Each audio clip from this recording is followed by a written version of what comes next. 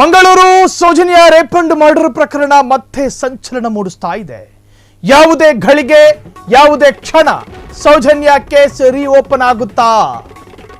Soujanya rape and murder case ಮತ್ತೆ ಸಂಚಲನ. ಯಾವುದೇ ಕ್ಷಣದಲ್ಲಿ ಸೌಜನ್ಯ ಪ್ರಕರಣ ರೀಓಪನ್. ಕಮಿಷನರ್ ಭೇಟಿಗೆ ಮುಂದಾದ ಬೆಂಗಳೂರಿನ ವಕೀಲರ ತಂಡ. ಕಮಿಷನರ್ ಭೇಟಿ ಮಾಡ್ತಾ ಇದ್ದಾರೆ. ಪದೇ ಪದೇ ವಕೀಲರ ನಿಯೋಗದಿಂದ ಮಂಗಳೂರು ವಿಸಿಟ್ ಆಗ್ತಾ ಇದೆ. ಯುವತಿಯರ ಶವ ಹೂತಿದ್ದೆ ಎಂದಿದ್ದವನ ಶರಣಾಗತಿಯ ಪ್ರಯತ್ನದ ಪತ್ರಗಳು ವೈರಲ್ ಆಗಿತ್ತು. ಇದೇ ವಿಚಾರವಾಗಿ ಆಯುಕ್ತರ ಜೊತೆಗೆ ಚರ್ಚೆಗೆ ಪ್ರಯತ್ನಗಳು ನಡೀತಾ ಇದೆ.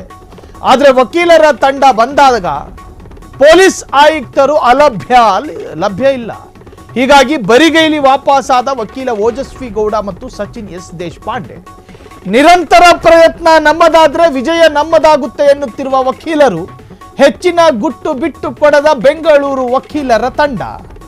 ಈಗ ಏನನ್ನು ಡಿಸ್ಕ್ಲೋಸ್ ಮಾಡೋದಕ್ಕಾಗಲ್ಲ.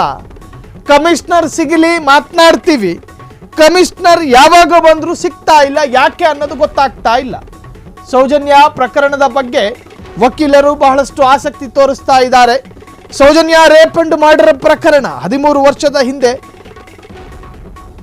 ಘಟಿಸಿ ಹೋಗಿರುವ ರೇಪ್ ಅಂಡ್ ಮರ್ಡರ್, ಆ ಪ್ರಕರಣದಲ್ಲಿ ಸಾಕಷ್ಟು ಹೋರಾಟಗಾರರು ಬೀದಿಗಿಳಿದು ಹೋರಾಟ ಮಾಡ್ತಾ ಇದ್ರು, ಪ್ರತಿಭಟನೆಗಳನ್ನು ಮಾಡ್ತಾ ಇದ್ರು, ಅಹೋರಾತ್ರಿ ಧರಣಿಯನ್ನು ಮಾಡಿದ್ರು, ಚಳುವಳಿಗಳಾಯಿತು. ರಾಜಕೀಯ ಪಕ್ಷಗಳು ಮಂಗಳೂರಿನಿಂದ ಬೆಂಗಳೂರುವರೆಗೆ ಪಾದಯಾತ್ರೆ ಮಾಡಿದ್ರು. ಇವೆಲ್ಲವೂ ಆದರೂ ಕೂಡ ಆ ಹೆಣ್ಣು ಮಗಳನ್ನು ಕೆಡಿಸಿದವರು ಯಾರು ಅನ್ನೋದು ಈವರೆಗೂ ನಿಖರ ಅಲ್ಲ. ಹಾಗಾಗಿ ಬೆಂಗಳೂರಿನ ಓಜಸ್ವಿ ಗೌಡ ಮತ್ತು ದೇಶಪಾಂಡೆ, ಸಚಿನ್ ಎಸ್ ದೇಶಪಾಂಡೆ ಇಬ್ಬರು ಯಾಕೆ ಈ ಪ್ರಕರಣದಲ್ಲಿ ಆಸಕ್ತಿ ತೋರಿಸ್ತಾ ಇದ್ದಾರೆ ಎನ್ನುವಂತಹದ್ದು ಒಂದು ಕಡೆ ಚರ್ಚೆ ಆಗ್ತಾ ಇದೆ. ಈ ಇಬ್ಬರು ವಕೀಲರ ನೇತೃತ್ವದ ನಿಯೋಗ ಬೆಂಗಳೂರಿನಿಂದ ಮಂಗಳೂರು ಕಮಿಷನರ್ ಭೇಟಿ ಮಾಡೋದಕ್ಕೆ ಹೋಗ್ತಾರೆ. ಯಾಕೆ ಹೋಗ್ತಾರೆ ಅಂತ ಹೇಳಿದ್ರೆ, ಮೊನ್ನೆಯಷ್ಟೇ ಆ ಸುದ್ದಿಯನ್ನು ನಾವು ಕೂಡ ಬ್ರೇಕ್ ಮಾಡಿದ್ವಿ. ಒಂದು ಪತ್ರ, ಆ ಪತ್ರವನ್ನು ದೃಢೀಕರಿಸ್ತಾ ಇಲ್ಲ ನಾವು. ಆ ಪತ್ರದಲ್ಲಿ ಬರೆಯಲಾಗಿದೆ ಎನ್ನುವಂಥ ಸಾಲುಗಳಿತ್ತಲ್ಲ, ಅದು ನಿಜಕ್ಕೂ ಕೂಡ ಈ ಪ್ರಕರಣವನ್ನು ಮತ್ತೆ ಮುನ್ನೆಲೆಗೆ ತರ್ತಾ ಇದೆ. ಅದರಲ್ಲಿ ಬರೆದಿದ್ದೇನು, ಇಲ್ಲಿ ಅಂದರೆ ಕರಾವಳಿ ಭಾಗದಲ್ಲಿ ಸಾಕಷ್ಟು ರೇಪ್ ಅಂಡ್ ಮರ್ಡರ್ಗಳಾಗಿದೆ. ಆ ರೇಪ್ಗಳಲ್ಲಿ ಒಳಪಟ್ಟು ಸತ್ತು ಹೋದ ಯುವತಿಯರ ಹೆಣಗಳನ್ನು ನಾನು ಹೂತು ಹಾಕ್ತಾ ಇದ್ದೆ. ಆ ಪೈಕಿ ನಾನೂ ಒಬ್ಬ. ನನಗೆ ಸಾಕಷ್ಟು ಹೆಣ್ಣು ಮಕ್ಕಳನ್ನು ಹೂತು ಹಾಕಿದ ಜಾಗ ನನಗೆ ಗೊತ್ತಿದೆ. ನನಗೀಗ ಪಶ್ಚಾತ್ತಾಪದ ಭಾವನೆಗೆ ಒಳಪಟ್ಟಿದ್ದೀನಿ. ನಾನು ಮಾಡಿರುವಂತಹ ಕರ್ಮ ನನ್ನನ್ನು ಹಿಂಡ್ತಾ ಇದೆ, ನನ್ನನ್ನು ಕಾಡ್ತಾ ಇದೆ. ಹಾಗಾಗಿ ನಾನು ಪೊಲೀಸರಿಗೆ ಶರಣಾಗ್ತೀನಿ. ಯಾವುದೋ ಅಜ್ಞಾತ ಸ್ಥಳದಲ್ಲಿ ಅಜ್ಞಾತ ವ್ಯಕ್ತಿಯೊಬ್ಬ ಬರೆದಿದ್ದ ಪತ್ರ ಅದು. ಅಜ್ಞಾತ ವ್ಯಕ್ತಿಯೊಬ್ಬ ಹೇಳಿದ್ದ ಬರಹವನ್ನು ಓಜಸ್ವಿ ಗೌಡ ವಕೀಲರ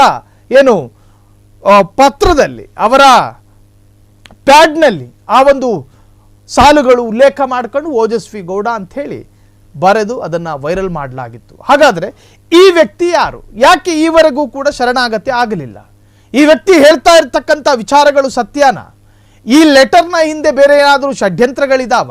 ಬೆಂಗಳೂರಿನ ಓಜಸ್ವಿ ಗೌಡಗೂ ಮಂಗಳೂರಿನ ಕರಾವಳಿ ಭಾಗದ ರೇಪ್ ಅಂಡ್ ಮರ್ಡರ್ಗೂ ಏನು ಸಂಬಂಧ? ಯಾಕಿಷ್ಟೊಂದು ಉತ್ಸಾಹ, ಯಾಕಿಷ್ಟೊಂದು ಉತ್ಸುಕತೆ? ಎಲ್ಲವೂ ಕೂಡ ಚರ್ಚೆಗಳಾಗ್ತಾ ಇದೆ. ಹಲವಾರು ಪ್ರತಿಭಟನೆಗಳಾಯಿತು, ಹೋರಾಟಗಳಾಯಿತು. ಅದರ ನಡುವೆ ಈಗ ವಕೀಲರ ನಿಯೋಗವೊಂದು ಮಂಗಳೂರು ಕಮಿಷನರ್ ಭೇಟಿಗೆ ಮುಂದಾಗಿರುವಂತಹದ್ದು.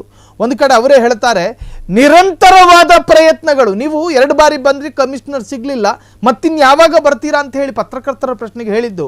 ನಿರಂತರವಾದ ಪ್ರಯತ್ನಗಳು ನಮ್ಮದಾದರೆ ವಿಜಯ ನಮ್ಮದಾಗುತ್ತೆ ಅಂದರೆ ನಾವು ಇದನ್ನು ಬಿಡುವಂತಹ ನಿರ್ಧಾರದಲ್ಲಿಲ್ಲ. ನಾವು ನಿರಂತರವಾಗಿ ಕಮಿಷನರ್ ಭೇಟಿ ಮಾಡೋದಕ್ಕೆ ಪ್ರಯತ್ನ ಪಡ್ತೀವಿ. ಸಿಗದೇ ಇದ್ದರೆ ಸಿಗೋವರೆಗೂ ಕೂಡ ಪ್ರಯತ್ನ ಪಡ್ತೀವಿ ಎನ್ನುವಂತಹ ಭರವಸೆಯನ್ನು ಕೂಡ ವಕೀಲರಿಂದ ಸಿಕ್ಕಿರುವಂತಹದ್ದು. ಇದೇ ವಿಚಾರವಾಗಿ ಆಯುಕ್ತರ ಜೊತೆಗೆ ಚರ್ಚೆಗೆ ಪ್ರಯತ್ನ. ಯಾಕೆ ಏನು ಮಾತಾಡಬೇಕಿತ್ತು ಅಂತ ಕೇಳಿದಾಗ ಅವ್ರು ಏನನ್ನೂ ಹೇಳ್ತಾ ಇಲ್ಲ. ನಾವು ಹೋಗಿದ್ದೀವಿ, ಕಮಿಷನರ್ ಸಿಗಲಿಲ್ಲ, ಬರ್ತಾ ಇದ್ದೀವಿ, ಏನು ವಿಚಾರ ಅಂತ ಕೇಳಿದ್ರೆ ಆ ವಕೀಲರು ಮಾತನಾಡ್ತಾ ಇಲ್ಲ. ಅದು ತಪ್ಪಾಗಿದ್ರೆ ಕ್ರಮ ಕೈಗೊಳ್ಳುವ ರೀತಿಯಲ್ಲಿ ಕೂಡ ಹೇಳಲಾಗಿದೆ. ಇಲ್ಲ, ನಾವು ತಿಳಿಸಿರುವಂಥ ವಿಚಾರ ಸತ್ಯಾಂಶದಿಂದ ಕೂಡಿದೆ. ಆ ವಿಚಾರವಾಗಿ SP ಗೆ ನಾವು ಕೊಡಬೇಕಾಗಿದ್ದಂಥ ಇನ್ಫಾರ್ಮೇಷನ್ ತಲುಪಿಸೋದಕ್ಕೋಸ್ಕರ ಬಂದಿರೋವಂಥದ್ದು. ಬಟ್ ಆದರೆ ಅವರು ಇವತ್ತು ಅನ್ಅವೈಲೇಬಲ್ ಆಗಿದ್ದಾರೆ ಅನ್ನೋದು ವಿಚಾರ ಇವಾಗ ಒಳಗಡೆ ತಿಳಿತು. ನಾವು ಅವ್ರನ್ನೇ ಕಂಡಬೇಕು. ಇದ್ರ ಮೇಲೆ ನಾವು ಯಾವುದೇ ರೀತಿ ಕಮೆಂಟ್ ಮಾಡಬೇಕಾಗಲ್ಲ. ಯಾರನ್ನೊಬ್ಬರನ್ನ ಕರ್ಕೊಂಡು ಬರ್ತೀವಿ ಮತ್ತೆ ಅವರಿಗೆ ಭದ್ರತೆ ಕೊಡಬೇಕು ಅಂತ ಹೇಳಿ ನಾವು SP ವಿಚಾರವಾಗಿ ನಾವು ಅವ್ರನ್ನ ಭೇಟಿ ಮಾಡಬೇಕಾಗಿದ್ದು ಅದೇ ವಿಚಾರವಾಗಿ, ಬೇರೆ ಇನ್ಯಾವುದಕ್ಕೂ ಅಲ್ಲ. ಇದ್ರ ಮೇಲೆ ನಾವು ಇನ್ನೇನು ಹೇಳೋದಕ್ಕಾಗೋದಿಲ್ಲ.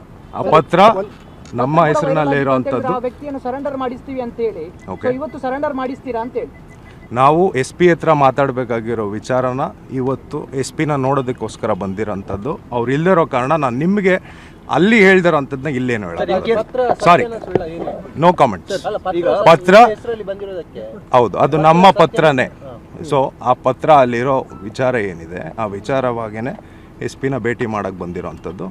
ಅದು ಅಲ್ಲದೆ ನಾನು ಇನ್ಯಾವ ಕಮೆಂಟು ನಾನು ಕೊಟ್ಟರೆ ಕರ್ಕೊಂಡು ಬರ್ತೀರಾ ಅಂತ ಹೇಳಿ. No comments. Thank you. Sir ಈಗ ಸಿಕ್ಕಿಲ್ಲ, ಇವತ್ತು ಏನು ಮಾಡ್ತೀರಾ ಅಂತ. Thank you. No comments. SP ಜೊತೆ ನಾವು ಕೋಆರ್ಡಿನೇಟ್ ಮಾಡ್ತಾ ಇದ್ದೀವಿ.